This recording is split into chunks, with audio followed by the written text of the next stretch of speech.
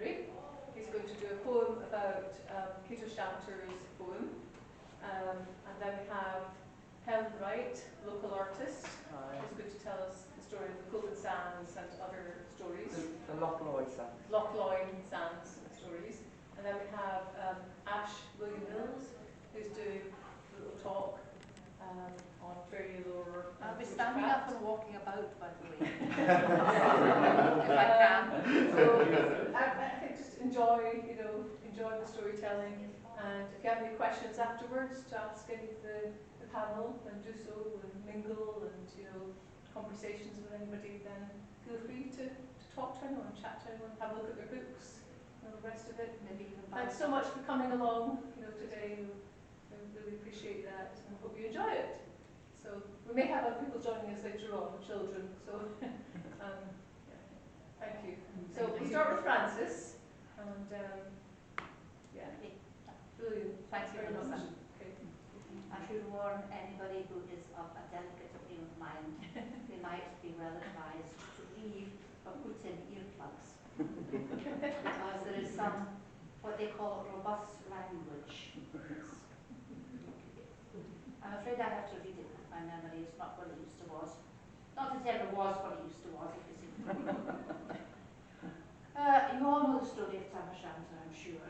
How he came home drunk on riding his mare Meg, coming home from the market one day, and on his way past Alloway Kirk, he saw lights in the window and stopped to peek in and saw the local coven of witches having a party, and dancing and singing and having a great time. And he was particularly taken by the youngest of them, who wore only she'd stripped off her normal outdoor clothes because she was so hot, and was running about in her the shifts that had been made for her when she was wee, so it only came down just above her knees, a cutty sack they called it. And he was so taken with her that he couldn't stop himself expressing his enthusiasm, as you might say. So he shouted out, "Well done, cutty sack!" And they all looked up and realised they were being watched and went for him. So he spurred up on Meg, heading for the River Doon, because the story goes that witches cannot cross running water, which must in Scotland have been a considerable limitation to them. But eventually, with all the witches charging after them and Cutty Sack right in the front, he got to the River Doon, the bridge over the River Doon, and Meg leapt for the top of the bridge, and Cutty Sack, just at that moment, leapt onto Meg's rear end and grabbed her tail and pulled it right off. So Tam had to go home to his wife, whose name was Kate, and explain what had happened.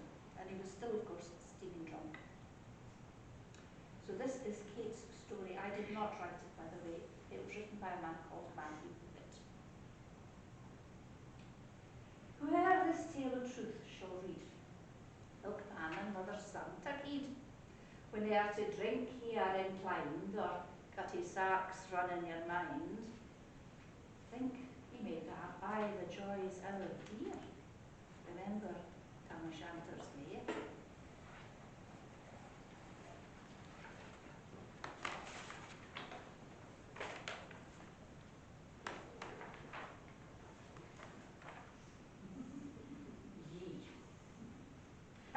Ye, I want with ye. Just popped in, didn't ye? On the way home from work, weren't ye?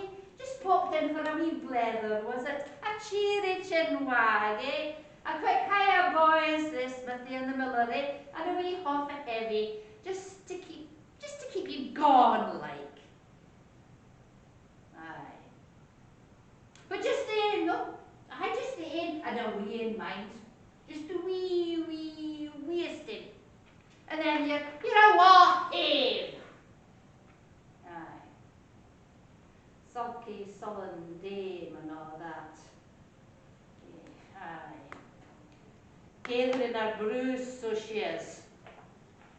Aye. Just the gathering storm nursing a wrath. What? I just ain't, but they bother I. Oh, aye. Well, dinna use it, shanter. Just dinna use it. You come in here, 4 in the morning, and you were buckled. Goodness stone, couldn't speak. Having a load of keech so you were, telling us how you just got back from the tailey with the devil, and how come you'd seen Vil Lumsden's belly button. Just wait till I get my hands in her hair. A blethering, blustering, drunken blellocks here. What a state to get into. Vomit stains down the back of your jacket. Wearing somebody else's shoe. How could you be wearing somebody else's shoe? And of course, your knob was hanging out the top of your breeks. No shame, have you? And see, if you've been out with on here, who are Captain Jean again? So help me, I'll chop it off. And you had to be sick. All our a brand new, deep layered, homemade by crippled maids in Kilbarcan tender pile carpet, didn't you? What a state. Ha!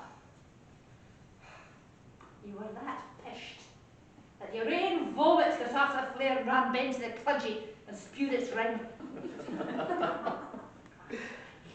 4 in the morning you come in here. Did you want your tea, did you? I've had chips. Slaving away since 6 this morning, a 10-mile hike through the snow for firewood, fechting off wolves and bears and lions. I've had chips. Slaving away, soup of the border, Spanish meatballs, orange ginger and tatties. I've had chips. Drumming off a lila. Water chestnuts and custard. I had to send the bairns out to Bolivia for the fucking chestnuts. And you come in here. I've had chips. And we done a kebab.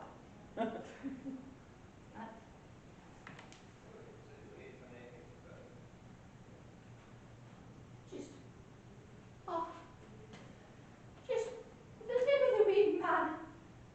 What did you do to the horse? My best brawest caddy, poor Meg, it was the talk of a fine feather. You went and broke it. You're an Egypt, shanter. A fucking Egypt. I didn't care what you were playing at, but you better find that tail pronto. Whoever this tale of truth showed, like man and mother's son, take heed. When they're to drink you are inclined, or got his shot sacks run in your mind, think you may buy the joys our dear. Remember what happened to my fucking horse.